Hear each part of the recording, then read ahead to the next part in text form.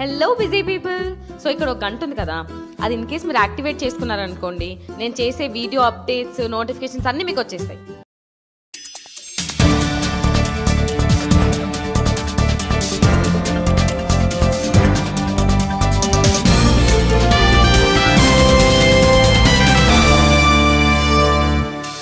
నమస్కారం, జీటీవీ వార్తలకి స్వాగతం. ముందుగా ముఖ్యాంశాలు. చంద్రబాబు నాయకత్వం రాష్ట్రానికి ఎంతైనా అవసరమన్న జయదేవ్, సైకిల్ గుర్తుకే ఓటు వేయాలంటూ పిలుపు.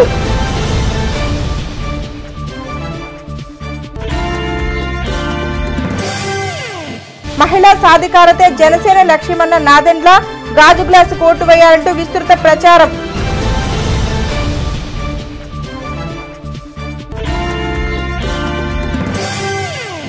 అమరావతికి తెనాలికి కనెక్టివిటీ ఏదని ప్రశ్నించిన అన్నాబత్తుని, అభివృద్ధి అభూత కల్పనంటూ విమర్శ.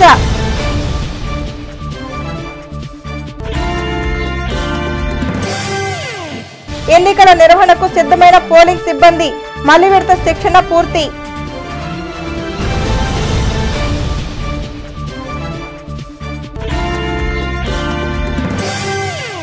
విజన్ ఉన్న ముఖ్యమంత్రి చంద్రబాబు నాయుడు నాయకత్వం రాష్ట్రానికి మరోసారి అవసరమని గుంటూరు టీడీపీ ఎంపీ అభ్యర్థి గల్లా జయదేవ్ పేర్కొన్నారు. వైసీపీ నాయకులు కేసీఆర్ మోడీతో కలిసి రాష్ట్రానికి అన్యాయం చేస్తున్నారని విమర్శించారు. ఐతానగర్లో ఎమ్మెల్యే ఆలపాటి రాజేంద్ర ప్రసాద్తో కలిసి జయదేవ్ ఎన్నికల ప్రచారం నిర్వహించారు.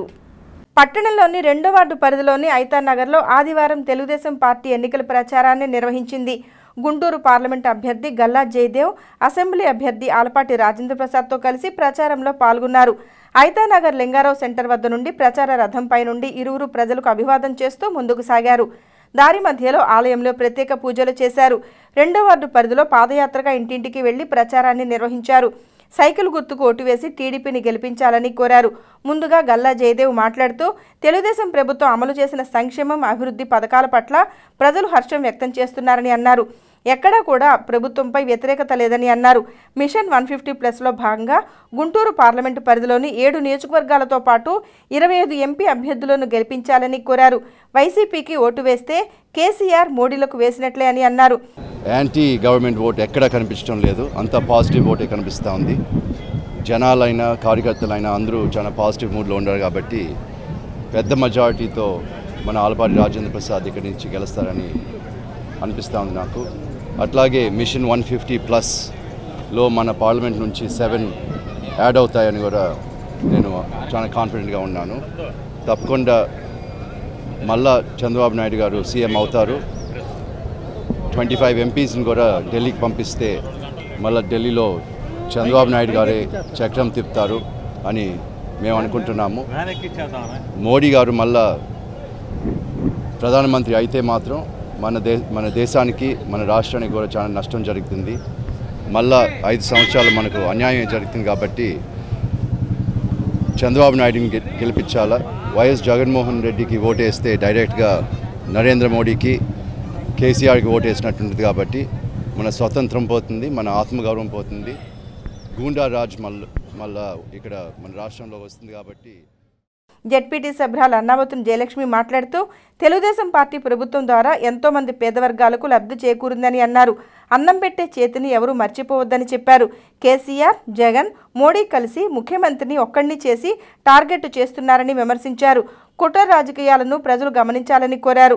మరి కేసీఆర్, జగన్ వీళ్ళందరూ ఏ రకంగా రాజకీయం చేశారు? ఒక్క నాయకుడిని వీళ్ళందరూ చంద్రబాబు నాయుడు గారిని టార్గెట్ చేసుకొని వీళ్ళందరూ చేస్తున్న కుళ్ళు కుతంత్రమైన రాజకీయాన్ని అందరూ గమనిస్తున్నారు.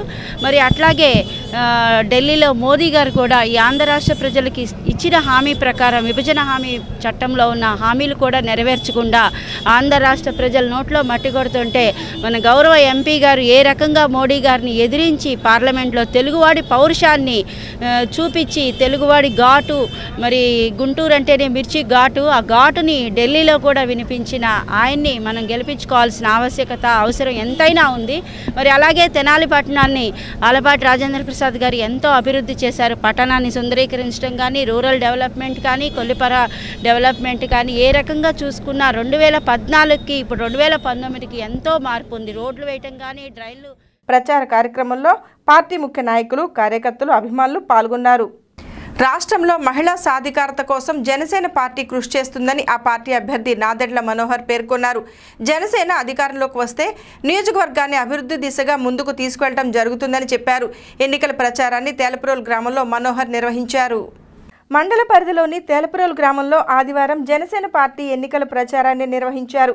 ఆ పార్టీ అభ్యర్థి మాజీ స్పీకర్ నాదెండ్ల మనోహర్ గ్రామంలో ఎన్నికల ప్రచారాన్ని నిర్వహించారు.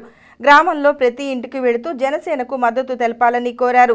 గతంలో తాము చేసిన అభివృద్ధి సంక్షేమ కార్యక్రమాలను ప్రజలకు వివరించారు. స్థానికులు యువకులు మనోహర్కు ఘన స్వాగతం పలికారు. ఈ సందర్భంగా ఆయన మాట్లాడుతూ తేలప్రల్లో ఎక్కువ మంది మైనార్టీ వర్గాల వారు నివసిస్తున్నారని చెప్పారు. గతంలో అనేక అభివృద్ధి కార్యక్రమాలు గ్రామంలో చేపట్టడం జరిగిందని తెలియజేశారు. మహిళలకు ఆర్థిక స్వావలంబన కల్పించే దిశగా చర్యలు చేపట్టినట్లు తెలిపారు. జనసేన అధికారంలోకి వస్తే పక్కా గృహాలు నిర్మించడంతో పాటు ఉపాధి అవకాశాలు మెరుగుపరుస్తామని చెప్పారు. అట్టడుగు వర్గాలతో పాటు ముస్లిం మైనార్టీలు ఆర్థికంగా అనేక ఇబ్బందులు పడుతున్నారని చెప్పారు. జనసేన సిద్ధాంతాలను ముందుకు తీసుకెళ్లే విధంగా అందరూ సహకరించాలని ఆయన కోరారు. ప్రచార కార్యక్రమంలో పార్టీ ముఖ్య నాయకులు కార్యకర్తలు పాల్గొన్నారు. చాలా సంవత్సరాల నుంచి నేను తేలప్రోలు గ్రామంలో మిత్రులు చాలామంది సహచరులు ఎప్పుడు కూడా ఈ ప్రాంత అభివృద్ధి కోసం చక్కటి ప్రణాళిక రూపొందించాం. 2005లోనే మొట్టమొదటి వాటర్ ట్యాంక్ నిర్మాణం ఈ గ్రామానికి ఆ రోజున దూరదృష్టితో నేను ప్రారంభించాను. అప్పటి నుంచి ఇప్పటి వరకు ఈ గ్రామం బాగా జనాభా పెరుగుతున్నారు. మనకి దాదాపు ఐతానగర్తో కలిసిపోయే రోజులు వచ్చినాయి. ఐతానగర్కి తేలప్రోలుకి లింక్ చేయడానికి సిమెంట్ రోడ్డు నిర్మాణం కూడా 30 లక్షల రూపాయలతోటి అప్పుడు తీసుకొచ్చి నేను అభివృద్ధి చేశాను. అంతర్గత రోడ్లు కాలువలు చేయాల్సిన అవసరం ఖచ్చితంగా ఉంది తేలప్రోలు గ్రామంలో. వీటితో పాటు మహిళా సాధికారత కోసం అనేక సంక్షేమ కార్యక్రమాలు ఆ రోజుల్లో తీసుకొచ్చేవాళ్ళం. పావుల వడ్డీ సందర్భంగా మేము ఇచ్చిన గ్రూపులకు చిన్న చిన్న కార్యక్రమాలు చేసుకుని కుటుంబాన్ని ఆదుకునే విధంగా వాళ్ళు చక్కటి ప్రయత్నం చేసేవాళ్ళు. ఎందుకంటే యువత పాపం ఇక్కడ ఉపాధి లేక ఎక్కువ మంది తెనాలి ప్రాంతంలోనే స్థిరపడి అక్కడ ఉన్న ఉద్యోగాలు చేసుకుంటూ ఉంటారు. వీళ్ళందరినీ కూడా ప్రోత్సహించడానికి కోసం ఖచ్చితంగా మనకు ఒక ట్రైనింగ్ సెంటర్, ఒక ప్రొఫెషనల్గా కౌన్సిలింగ్ చేయాల్సిన అవసరం ఖచ్చితంగా ఉంది ఈ ప్రాంతంలో. జనసేన పార్టీ తరఫు నుంచి మేము ఎప్పటి నుంచో డిమాండ్ చేసేది సచార్ కమిటీ రికమెండేషన్స్ అన్నీ కూడా ఇంప్లిమెంట్ చేయాలి. ఎందుకంటే చాలా లోతుగా ఆలోచించి ఒక మంచి రిపోర్ట్ తయారు చేశారు సచార్ కమిటీ ఆధ్వర్యంలో. అది పార్లమెంట్లో కూడా ఆమోదించారు. ప్రభుత్వాలు దాన్ని పూర్తి స్థాయిలో సహకరించి క్షేత్ర స్థాయి వరకు తీసుకురావాలి. సో కేవలం ఏదో సంవత్సరానికి నిధులు ఇస్తున్నాం, ఈ రోడ్లు వేసాం ఆ రోడ్లు వేసాం సరిపోదు. వాళ్ళ స్థితిగతులను ఇంకా పెంచడానికి వాస్తవంగా చాలా పావర్టీలో చాలా ఇబ్బందికరమైన పరిస్థితుల్లో ముస్లిం మైనారిటీ సోదరులందరూ కూడా పాపం కష్టపడి జీవిస్తున్నారు. వాళ్ళకున్న ఇబ్బందుల్ని మనం గుర్తించి ప్రతి కుటుంబాన్ని ఆదుకునే విధంగా సపరేట్గా మనం ఫోకస్ చేయాల్సిన అవసరం తప్పకుండా ఉంది. ఆంధ్రప్రదేశ్ రాజధాని అమరావతి శరవేగంగా అభివృద్ధి చెందుతుందని పదే పదే చెప్పుకుంటున్న టీడీపీ నాయకులు తెనాలి నుండి అమరావతిని కలిపేలా ఎలాంటి అభివృద్ధి పనులకు నోచుకోలేదని వైసీపీ అభ్యర్థి అన్నాబత్తున శివకుమార్ అన్నారు. బ్రాహ్మణ ఆత్మీయ సదస్సులో టీడీపీ సమర్థత పాలనను ఎండగట్టారు. ఈ ప్రాంత అవసరాలని అభివృద్ధిపై దృష్టి పెట్టలేని టీడీపీ నాయకులు రాజధాని శరవేగంగా అభివృద్ధి చెందుతోందని నమ్మించేలా ప్రకటనలు చేస్తున్నారని వైసీపీ అభ్యర్థి అన్నాబత్తున శివకుమార్ అన్నారు. రాజధాని అంత శరవేగంగా జరుగుతూ ఉంటే తెనాలి అమరావతుల మధ్య ఈ ప్రాంత అవసరాలకు అనుగుణంగా అభివృద్ధి ఎందుకు చేపట్టలేకపోయిందని ఆయన ప్రశ్నించారు.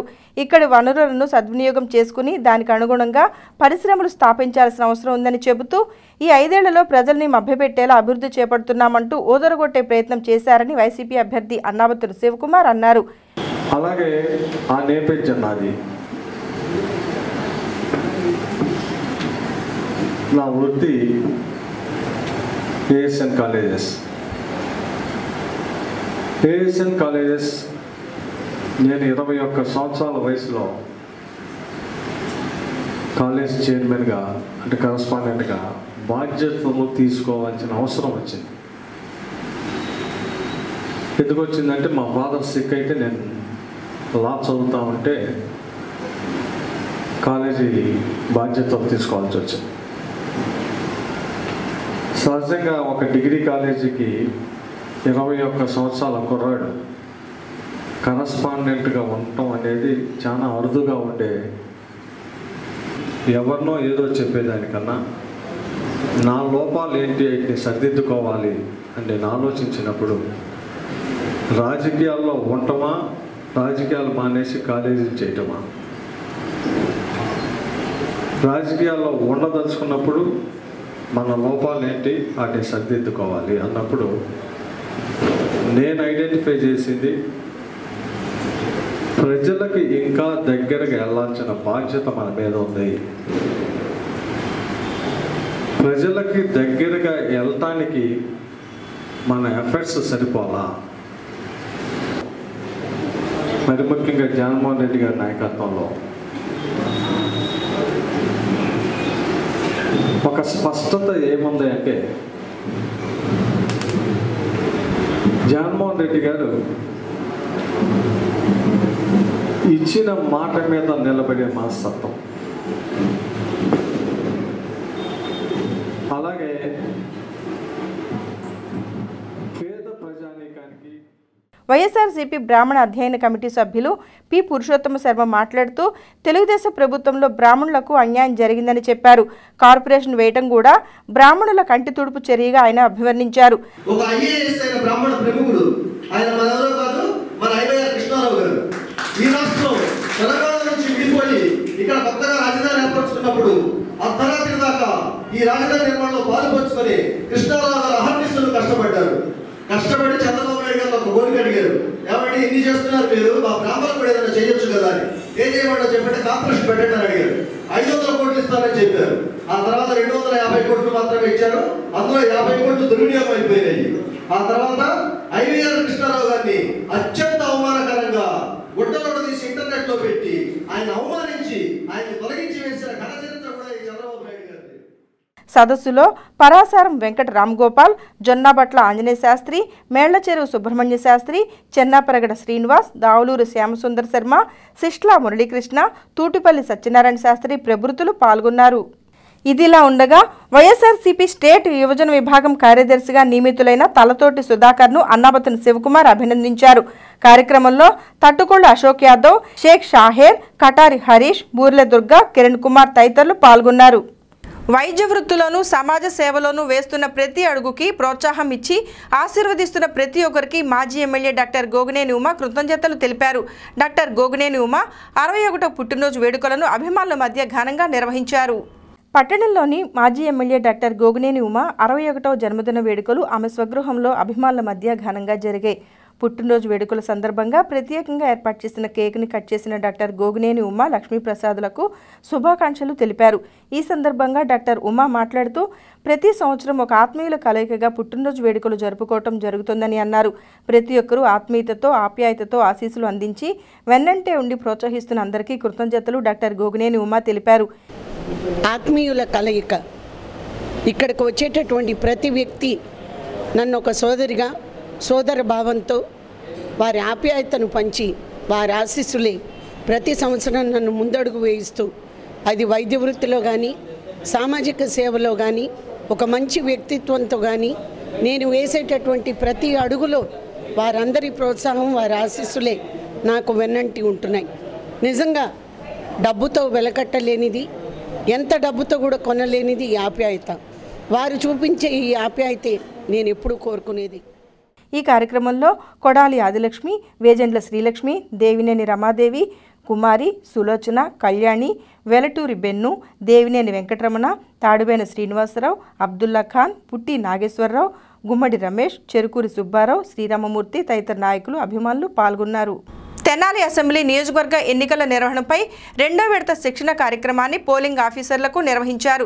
జేఎంజే మహిళా కళాశాలలో జరిగిన శిక్షణ కార్యక్రమంలో 599 మంది అధికారులు పాల్గొన్నారు. పోలింగ్ కేంద్రానికి ఓటరు వచ్చిన దగ్గర నుండి ఓటు వేసే ప్రక్రియ పూర్తి అయి పోలింగ్ కేంద్రం నుండి బయటకు వెళ్లే వరకు పోలింగ్ అధికారులు, అసిస్టెంట్ అధికారులు చేపట్టాల్సిన విధుల గురించి రిటర్నింగ్ అధికారి నేతృత్వంలో పవర్ పాయింట్ ప్రజెంటేషన్ ద్వారా వివరించారు.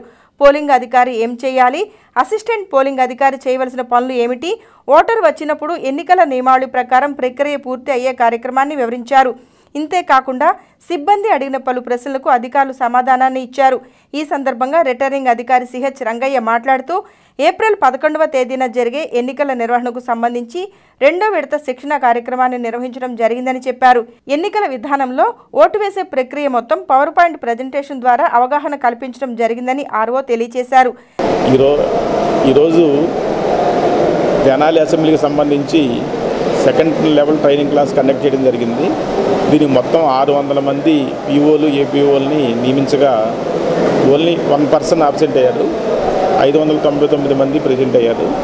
ఆ ఒక్కరు ఆబ్సెంట్ ఎందుకు అయ్యారో కూడా తెలుసుకొని వారి మీద చర్యలు తీసుకోవడం జరుగుతుంది. రీజనబుల్ కారణం లేకపోతే వారి మీద చర్య తీసుకోవడం జరుగుతుంది. మొత్తం 599 మంది హాజరయ్యారు. వారందరికీ పవర్ పాయింట్ ప్రజెంటేషను ప్లస్ అలాగే ఈ ట్రైనింగ్ మాన్యువల్ గురించి వాళ్ళందరికీ వివరం చెప్పడం జరిగింది. వీరంతా కూడా ఈరోజు ఇక్కడ పాల్గొన్న వారు ఇదే కాన్స్టిట్యున్సీలో రేపు పీఓగానో ఏపీఓగానో పనిచేయబోతున్నారు. సమావేశంలో అసిస్టెంట్ ఎన్నికల అధికారులు ఎస్ వెంకటకృష్ణ, వెంకటేశ్వరరావు తదితరులు పాల్గొన్నారు. శ్రీ తాళ్లపాక అన్నమాచార్యుల ఆరాధనోత్సవంలో భాగంగా అన్నమయ్య సంకీర్తన గానం ఏర్పాటు చేయడం జరిగిందని నిర్వాహకులు తెలిపారు. సోమవారం సాయంత్రం శ్రీ వాసవి కన్యకా పరమేశ్వరి అమ్మవారి దేవస్థానంలో జరిగే కార్యక్రమానికి శాస్త్రీయ సినీ సంగీత గాయకులు కె నిహాల్ హాజరవుతారని చెప్పారు. శ్రీ వెంకటేశ్వర అన్నమాచార్యుల సంకీర్తన బృందం ఆధ్వర్యంలో ఈ నెల 1వ తేదీ సోమవారం అన్నమయ్య సంకీర్తన గానం ఏర్పాటు చేయడం జరిగిందని కన్వీనర్ కొండపి శ్రీనివాసరావు తెలిపారు. ఆదివారం ఆయన వివరాలను మీడియాకు తెలియజేశారు. శ్రీ తాళ్లపాక అన్నమాచార్యుల వారి 516వ ఆరాధన మహోత్సవాలను ఘనంగా నిర్వహిస్తున్నట్లు తెలిపారు. సోమవారం సాయంత్రం 6 గంటలకు శ్రీ వాసవి కన్యకా పరమేశ్వరి అమ్మవారి దేవస్థానంలో ప్రముఖ సంగీత గాయకుడు కె నిహాల్చే అన్నమయ్య సంకీర్తన విభావరి జరుగుతుందని తెలిపారు. అనగా రేపు సామూహిక సంకీర్తన గానం జరుగుతుంది. అందువలన మేము కూడా శ్రీ వెంకటేశ్వర అన్నమాచార్యుల సంకీర్తన బృందం మరియు ఇంకా 3 సంస్థలు కలిపి తెనాలి బోసి రోడ్లో గల వాసవి కన్యకా పరమేశ్వరి గుడి దేవస్థానం నందు ఉదయం 8 గంటల నుంచి 11 గంటల వరకు సామూహిక సంకీర్తన, సాయంత్రం 6 గంటల దగ్గర నుంచి 7:30 వరకు స్థానిక కళాకారులచే, 7:30 దగ్గర నుంచి సినీ సంగీత ప్రముఖులైన గాయకులైన కె నిహాల్చే అన్నమయ్య సంకీర్తన గానం జరుగుతుంది. తెనాలి పట్టణ ప్రజలందరూ ఈ అన్నమయ్య సంకీర్తన గానం వినండి. నిర్వాహకులు పరుచూరి సుబ్బారావు మాట్లాడుతూ అన్నమాచార్యుల ఆరాధన మహోత్సవ కార్యక్రమానికి భక్తులు అధిక సంఖ్యలో తరలిరావాలని కోరారు. అన్నమయ్య సంకీర్తనలు భక్తులను ఆకట్టుకుంటాయని చెప్పారు. కెవి రామకృష్ణ, టీవీఎస్ శాస్త్రి తదితరులు పాల్గొన్నారు. తొలి వాగ్గేయకారుడు అయినటువంటి శ్రీ అన్నమాచార్యుల వారి 516వ వర్ధంతిని శ్రీ వాసవి కన్యకా పరమేశ్వరి అమ్మవారి ప్రాంగణంలో జగద్గురు సంగీత సేవా సమితి నిర్వహణ కానూరు వెంకటరామకృష్ణ, శ్రీ రామలింగేశ్వర భక్త సమాజం నిర్వహణ పరుచూరు సుబ్బారావు, మహతి తెనాలి నిర్వహణ టీవీఎస్ శాస్త్రి, శ్రీ వెంకటేశ్వర అన్నమాచార్య సంకీర్తన బృందం శ్రీ కొండపి శ్రీనివాసరావు గారి ఆధ్వర్యంలో 1/4/2019 సాయంకాలం 6:30 నుంచి శ్రీ సుప్రసిద్ధ సంగీత దర్శకులు శ్రీ కె నిహాల్ గారిచే ప్రారంభించబడుతుంది. రాష్ట్రంలో అవినీతి లేని స్వచ్ఛమైన పాలనను ప్రజలు కోరుకుంటున్నారని జనసేన పార్టీ గుంటూరు పార్లమెంట్ అభ్యర్థి బోనబోయిన శ్రీనివాస్ యాదవ్ పేర్కొన్నారు. జనసేన ద్వారా రాష్ట్రంలో మార్పు రాబోతోందని అన్నారు. తెనాలి వచ్చిన ఆయన విలేకరుల సమావేశంలో మాట్లాడారు. కొత్తపేటలోని జనసేన పార్టీ నాయకుడు నాదెండ్ల మనోహర్ కార్యాలయంలో ఆదివారం మీడియా సమావేశం ఏర్పాటు చేశారు. ఈ సందర్భంగా గుంటూరు పార్లమెంట్ అభ్యర్థి బోనబోయిన శ్రీనివాస్ యాదవ్ మాట్లాడుతూ 30 సంవత్సరాలు బీసీ సామాజిక వర్గానికి చెందిన వ్యక్తులకు పార్లమెంటు సీటు ఏ పార్టీ కేటాయించలేదని అన్నారు. బీసీ సామాజిక వర్గానికి చెందిన తనను గుర్తించి ఎంపీ అభ్యర్థిగా పోటీ చేసే అవకాశం కల్పించినందుకు పవన్ కళ్యాణ్కు, నాదెండ్ల మనోహర్కు కృతజ్ఞతలు తెలియజేశారు. సమాజంలో మార్పు కోసం స్పష్టమైన అవగాహనతో పవన్ కళ్యాణ్ జనసేన పార్టీని స్థాపించారని చెప్పారు.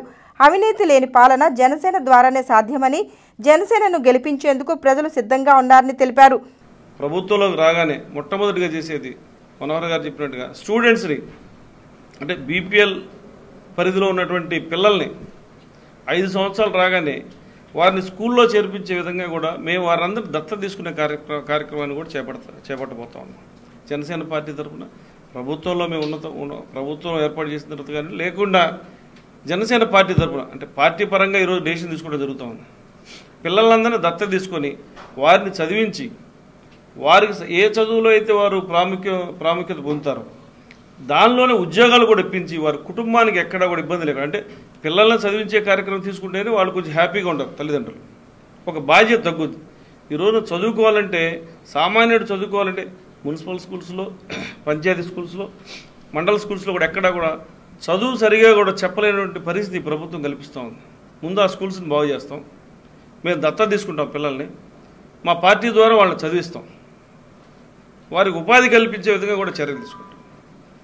మంచి చేసింది, మంచి చేయబోతోంది అనే ఉద్దేశంతో వస్తున్నారు. మంచి చేసి అనిపించుకునే విధంగా కూడా మేము పనిచేస్తామని చెప్పి కూడా ప్రతి ఒక్కరికి మనం చేసుకుంటూ అందరూ కూడా మార్పు రావాలని కోరుకోవడం చాలా సంతోషం. రాజకీయాల్లో మార్పు రావాలనుకుంటున్నారు, ప్రభుత్వాల్లో మార్పు రావాలనుకుంటున్నారు, ప్రభుత్వాధికారుల దగ్గర మార్పు రావాలనుకుంటున్నారు. అటువంటి ప్రజల యొక్క మనసు తెలుసుకున్నటువంటి మేము ప్రజల యొక్క వారి యొక్క అభిప్రాయాలకు అనుకూలంగా ప్రభుత్వాన్ని నడబోతా ఉన్నాం, ప్రజల ముందుకు రాబోతా ఉన్నాం. ఈ యొక్క మార్పుని మేము చాలా గొప్పగా భావిస్తున్నాం. కేవలం జనసేనతో ఇది సాధ్యం అవుతుందని ప్రజలు చెప్పుకోవడానికి కూడా మేము చాలా గర్వంగా ఫీల్ అవుతాను. ప్రజలందరికీ కూడా ఒకటే మనం చేసుకుంటా ఉన్నాం. ఎక్కడా కూడా ప్రలోభాలకి లొంగమని చెప్పి వాళ్ళే చెప్తా ఉన్నారు. అటువంటి ఎవరైనా ప్రలోభాలకి లొంగేటువంటి పార్టీలు వస్తే తిప్పి కొడతామని కూడా చెప్తాం. నాదెండ్ల మనోహర్ మాట్లాడుతూ పవన్ కళ్యాణ్ ఆలోచన నుండి జనసేన పార్టీ ఆవిర్భవించిందని అన్నారు. ప్రభుత్వ విధానాల్లో సరైన విద్యా విధానం లేదని, జనసేన అధికారంలోకి వస్తే కేజీ నుండి పీజీ వరకు అందరికీ విద్యను అందించే విధంగా పవన్ కళ్యాణ్ వాగ్దానం చేశారని చెప్పారు. అదేవిధంగా ఏడాదికి ప్రతి కుటుంబానికి 10 లక్షలు ఆరోగ్య బీమా కల్పించే విధంగా నిర్ణయం తీసుకున్నట్లు వివరించారు. ప్రతి కుటుంబంలో కూడా అనేక వ్యాధులు ఈ రోజున వస్తున్న తరుణంలో ప్రభుత్వ వైద్యశాలలో సరైన రీతిలో వైద్య సౌకర్యాలు అందడం లేదు. ప్రైవేట్ వైద్యశాలకు వెళ్ళమన్నప్పుడు ప్రభుత్వం అందిస్తున్న బీమా పథకం ఏమాత్రం కూడా సరిపోవడం లేదు. అనేక కొత్త ప్రశ్నలు వస్తున్నాయి, అనేక ప్రొసీజర్స్ ఇంకా డీప్గా పెట్టి ఇబ్బంది పెడుతున్నారు ప్రజల్ని. దాన్ని దృష్టిలో పెట్టుకుని జనసేన పార్టీ తరఫున పవన్ కళ్యాణ్ గారు మేము కర్నూలు ప్రాంతంలో పర్యటిస్తున్నప్పుడు ఒక మంచి అనౌన్స్మెంట్ చేశారు. అదేంటంటే ప్రతి కుటుంబాన్ని సంవత్సరానికి 10 లక్షల రూపాయలు ఆరోగ్య బీమా పథకం పార్టీ తరఫు నుంచి మేము ముందుగా ఏర్పాటు చేసి మా జన సైనికులందరికీ కూడా ఇది వర్తించేటట్టు గొప్ప ప్రక్రియ కార్యక్రమం మొదలుపెట్టబోతున్నాం. దీనికి ఎన్ని కోట్ల రూపాయలు ఖర్చైనా సరే పార్టీ దీన్ని భరించి ముందుగా జన సైనికులందరినీ కూడా ఆదుకోవడానికి ఒక మంచి ప్రయత్నం చేస్తున్నాం. దీంతో పాటు అన్ని ప్రాంతాల్లో వైద్య సౌకర్యాలు ఇంకా పెరగాలి, మెరుగైన వైద్యం అందించాలనే ఉద్దేశంతో ప్రతి మండల హెడ్ క్వార్టర్స్లో కూడా ఒక రెసిడెన్షియల్ కాలనీ డెవలప్ చేసి అక్కడే డాక్టర్లకి, ఆ ఆసుపత్రి సిబ్బందికి, వాళ్ళ ఫ్యామిలీస్కి, బిడ్డలకి అన్ని సౌకర్యాలు ఉండేటట్టు ప్రభుత్వం తరఫు నుంచే మనం ఏర్పాటు చేస్తే తప్పకుండా డాక్టర్లు కూడా సహకరించి మారుమూల ప్రాంతాల్లో కూడా మంచి వైద్య సేవ కార్యక్రమం అందించేటట్టు ప్రయత్నం చేస్తామని. సమావేశంలో మంగళగిరి పార్టీ ఇన్ఛార్జ్ శ్రీనివాస్, స్థానిక నాయకులు తోటకూరు వెంకటరమణారావు, షేక్ జాకిర్ హుస్సేన్ తదితరులు పాల్గొన్నారు. కాంగ్రెస్ పార్టీ ద్వారానే రాష్ట్రానికి న్యాయం జరుగుతుందని ఆ పార్టీ అసెంబ్లీ, పార్లమెంట్ అభ్యర్థులు పేర్కొన్నారు. విభజన హామీలు అమలు కావాలంటే కాంగ్రెస్ను గెలిపించాలని కోరారు. పట్టణంలో జరిగిన ఎన్నికల ప్రచారంలో వారు పాల్గొన్నారు. కాంగ్రెస్ పార్టీ అసెంబ్లీ అభ్యర్థి డాక్టర్ చందు సాంశివుడు పార్లమెంట్ అభ్యర్థి మస్తాన్ వలీతో కలిసి ఎన్నికల ప్రచారం చేపట్టారు. వార్డుల్లో ప్రజలను కలుస్తూ కాంగ్రెస్ పార్టీని గెలిపించుకోవాలని కోరారు. హస్తం గుర్తుకు ఓటు వేసి తమను గెలిపించాలని విజ్ఞప్తి చేశారు. ముందుగా పార్లమెంట్ అభ్యర్థి మస్తాన్ వలీ మాట్లాడుతూ విభజన హామీలు అమలు చేయకుండా కేంద్రంలోని బీజేపీ ప్రభుత్వం రాష్ట్రానికి అన్యాయం చేసిందని విమర్శించారు. ప్రత్యేక హోదా అంశాన్ని విస్మరించి హామీని నెరవేర్చలేదని అన్నారు. రానున్న ఎన్నికల్లో బీజేపీకి తగిన బుద్ధి చెప్పాలని పిలుపునిచ్చారు. రఫేల్లో దొంగగా నిరూపించబడబోతా ఉన్నారు. నోట్ల రద్దు కానీ, జీఎస్టీ కానీ, అనేక రకాల నిరుద్యోగులను మోసం చేయడం కానీ ఇటువంటి దానిలో ఉంటే దానికి మద్దతుగా జగన్మోహన్ రెడ్డి గారు, మరి చంద్రబాబు నాయుడు గారు రిమోట్తో నడుస్తూ ఉన్నటువంటి పరిస్థితిలో మరి విశ్వసనీయత కూడినటువంటి రాహుల్ గాంధీ నాయకత్వాన్ని బలపరచాల్సినటువంటి అవసరం ఉంది. ప్రత్యేక హోదా మేము అధికారంలోకి వస్తే ప్రత్యేక హోదా మీద సంతకం పెట్టే తెలుగు గడ్డ మీద కాలు పెడతాననేటటువంటి రాహుల్ గాంధీ గారి యొక్క విశ్వసనీయతకి నేను ప్రత్యేక హోదా ఇవ్వను అని తెలుగు ప్రజలు మోసం చేసినటువంటి నరేంద్ర మోడీకి అండగా ఉన్నటువంటి జగన్మోహన్ మధ్యకి జరుగుతున్నటువంటి ఎన్నికలు దయచేసి. అసెంబ్లీ అభ్యర్థి డాక్టర్ చందు సాంబశివుడు మాట్లాడుతూ రాష్ట్రానికి న్యాయం జరగాలంటే కేంద్రంలోని కాంగ్రెస్ పార్టీ అధికారంలోకి రావాలని చెప్పారు. కాంగ్రెస్ పార్టీని గెలిపించుకోవడం ద్వారా రాష్ట్ర హక్కులను కాపాడుకోవాల్సిన అవసరం ఉందని అన్నారు. ప్రచారంలో పార్టీ ముఖ్య నాయకులు, కార్యకర్తలు పాల్గొన్నారు. కేసీఆర్ వల్లే మనకు నీళ్లు రాకుండా చేస్తున్నాడు. కేసీఆర్ వల్లే రాష్ట్రంలో హైదరాబాద్లో ఉన్న ఆస్తులన్నీ 58.15 మనకు రావాలి. కనీసం విద్యా సంస్థల్లో దాన్ని ఏమంటారు ఇంటర్మీడియట్ బోర్డు, మిగతా హయ్యర్ ఎడ్యుకేషన్ బోర్డులు ఉన్నాయి. వాటన్నింటిలో కోర్టులకు వెళ్ళి మనకు అడ్డం పడ్డాడు. అసలు హోదా ఇవ్వద్దని ఆ లోక్సభలో గొడవ చేశారు జితేందర్ రెడ్డి వాళ్ళంతా. ఇలాంటి వాళ్ళతో కలిస్తే మనం ఎవరు ఎన్నుకున్నా కానీ నేను చిన్న ఒక పంచాయతీ సర్పంచ్ అయినా, ఒక జిల్లా పరిషత్ అయినా, ఒక ఎమ్మెల్యే అయినా, ఒక ఎంపీ అయినా ఎవరు ప్రజల చేత ఎన్నుకోబడతామో ఆ ప్రాంతానికి ఆ ప్రజలకి న్యాయం చేయాల్సిన బాధ్యత ప్రజాప్రతినిధి మీద ఉంటుంది. ఆ ప్రజాప్రతినిధి ఎప్పుడైతే ఆ ప్రాంతానికి వాళ్ళకి న్యాయం చేయలేదో ఈజ్ అన్ఫిట్. గతంలో ఏ ప్రభుత్వం చేపట్టని విధంగా ఎస్సీ ఎస్టీ మైనార్టీలకు తెలుగుదేశం ప్రభుత్వం ఎన్నో సంక్షేమ కార్యక్రమాలు అమలు చేసిందని పట్టణానికి చెందిన పలువురు దైవ సేవకులు తెలిపారు. టీడీపీ కార్యక్రమంలో మీడియాతో మాట్లాడుతూ టీడీపీకే తమ మద్దతంటూ వెల్లడించారు. తెలుగుదేశం పార్టీ కార్యాలయంలో జరిగిన మీడియా సమావేశంలో డాక్టర్ బిషప్ గెడ్డం థామస్ మాట్లాడుతూ తెలుగుదేశం ప్రభుత్వ హయాంలో దళితుల క్రైస్తవుల అభ్యున్నతి కోసం ముఖ్యమంత్రి చంద్రబాబు నాయుడు ఎన్నో చేశారని చెప్పారు. ఏప్రిల్ 11న జరిగే ఎన్నికల్లో టీడీపీకి మద్దతు తెలపాలని కోరారు. గత 5 సంవత్సరాల నుంచి కూడా మనందరికీ తెలుసును, కార్యశూరుడు, ధైర్యశాలి, నిస్వార్థపరుడైనటువంటి ఆలపాటి రాజా గారు మన తెనాలి నియోజకవర్గానికి ఎమ్మెల్యే అవటం మన అదృష్టం. అంత మాత్రమే కాదు, నారా చంద్రబాబు నాయుడు గారు కూడా మన రాష్ట్రానికి ముఖ్యమంత్రి అవడం వలన అనేక మంది పేద ప్రజలకు, బడుగు వర్గాలకి, ప్రత్యేకంగా క్రిస్టియన్ మైనారిటీస్కి ఎంతో మేలు జరిగిందనేటువంటి విషయాన్ని మీరందరూ కూడా పేపర్లో చదువుతూ టీవీల్లో వింటూ గమనిస్తున్నారని నమ్ముతున్నాను. ప్రత్యేకంగా ఇంతవరకు భారతదేశ చరిత్రలో క్రైస్తవులకు ఎంత భారీ ఎత్తున సహాయం చేసినటువంటి ప్రభుత్వం ఏది లేదని, అది కేవలం తెలుగుదేశమేనని మీ అందరి ముందు నేను సవినయంగా మనం చేస్తున్నాను. రెవరెండ్ ఏ భానుప్రసాద్ మాట్లాడుతూ వైఎస్ జగన్మోహన్ రెడ్డి, కేసీఆర్ అటు బీజేపీతో రహస్య ఒప్పందాన్ని కుదుర్చుకుని ప్రజలను మోసం చేస్తున్నాడని చెప్పారు. వైఎస్ఆర్సీపీని ప్రజలు నమ్మే పరిస్థితిలో లేరని అన్నారు. మరి మేము అనుకున్నాము దేవుడే చూసుకుంటాడంటే ఈయన మంచిగా యేసుక్రీస్తు ప్రభు వారి మీద ఆధారపడి మరి యేసుక్రీస్తు వారి యందు విశ్వాసం కలిగి చక్కగా కొనసాగుతున్నాడేమో అనుకున్నాం. కానీ మరి దేవుడే చూసుకుంటాడా అని మాటిగా అన్న వ్యక్తి ఈ రోజున మరి బీజేపీ పార్టీతో కుమ్మక్కవటం ఆశ్చర్యాన్ని కలిగిస్తుంది. తెనాలి నియోజకవర్గ ప్రజలందరూ కూడా మోసపూరితమైన వాగ్దానాలు, మోసపూరితమైన మాటలు, మోసపూరితమైన ప్రసంగాలు విని మీ విలువైన ఓటుని వృధా చేయకుండా అందరి కోసం పనిచేసే చంద్రబాబుని, అందరివాడు అని పేరు తెచ్చుకున్న ఆలపాటి రాజేంద్రప్రసాద్ గారిని, మన తెలుగువాడి నాడిని గుర్తెరిగి తెలుగువాడి అవస్థని ఢిల్లీలో ధైర్యంగా మాట్లాడిన మన గల్లా జయదేవ్ గారిని. సమావేశంలో bishop B Pravardhan Varma, reverend G Daniel, N Chittibabu, M Samson, K Steven Babu, M William తదితరులు పాల్గొన్నారు. జాతీయ సమాచార హక్కు సంఘం వార్షికోత్సవం గుంటూరులో ఘనంగా జరిగింది. వార్షికోత్సవం సందర్భంగా పలువురికి ప్రతిభా పురస్కారాలను అందజేశారు. సంస్థ జాతీయ అధ్యక్షుడు కె వరప్రసాద్ ముఖ్య అతిథిగా హాజరై పురస్కార గ్రహీతలను అభినందించారు. జాతీయ సమాచార హక్కు సంఘం మొదటి వార్షికోత్సవ వేడుకలు ఆదివారం ఘనంగా నిర్వహించారు. గుంటూరు పట్టాభిపురంలోని అమరావతి ఇమేజెస్ హాల్లో జరిగిన కార్యక్రమానికి సంస్థ జాతీయ అధ్యక్షుడు కె వరప్రసాద్ ముఖ్య అతిథిగా హాజరయ్యారు. ఈ సందర్భంగా పలు రంగాల్లో సేవలు అందిస్తున్న వారికి పురస్కారాలను ప్రదానం చేశారు. ఉత్తమ జర్నలిస్టు పురస్కారాన్ని కనపర్తి రత్నాకర్, ఉత్తమ లోకల్ మీడియా పురస్కారాన్ని వేజెంట్ల భాస్కర్, ఉత్తమ వ్యాపారవేత్త పురస్కారాన్ని వాసిరెడ్డి బదరీ ప్రసాద్, సేవారంగానికి గాను కిషోర్ గురూజీ, అభినేని రాజాలు పురస్కారాలు అందుకున్నారు. వీరిని పలువురు అభినందించారు. వరప్రసాద్ మాట్లాడుతూ సంఘాన్ని బలోపేతం చేసేందుకు కృషి చేయాలని అన్నారు. ఏడాది కాలంగా సంస్థ పనితీరు మెరుగ్గా ఉందని చెప్పారు.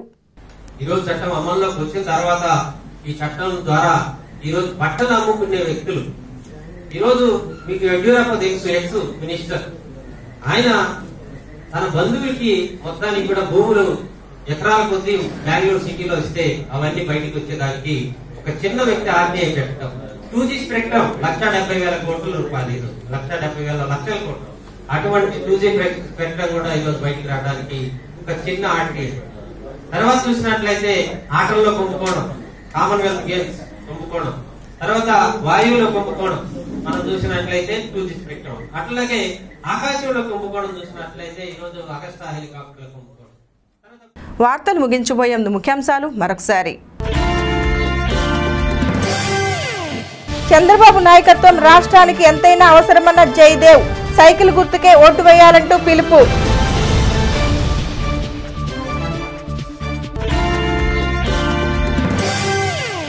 మహిళా సాధికారతే జనసేన లక్ష్యమన్న నాదెండ్ల గాజు గ్లాసు కోటు వేయాలంటూ విస్తృత ప్రచారం.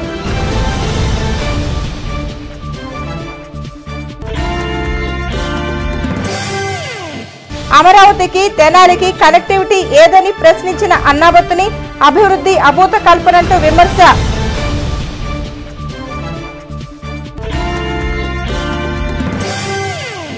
ఎన్నికల నిర్వహణకు సిద్ధమైన పోలింగ్ సిబ్బంది మళ్లీ విడత శిక్షణ పూర్తి.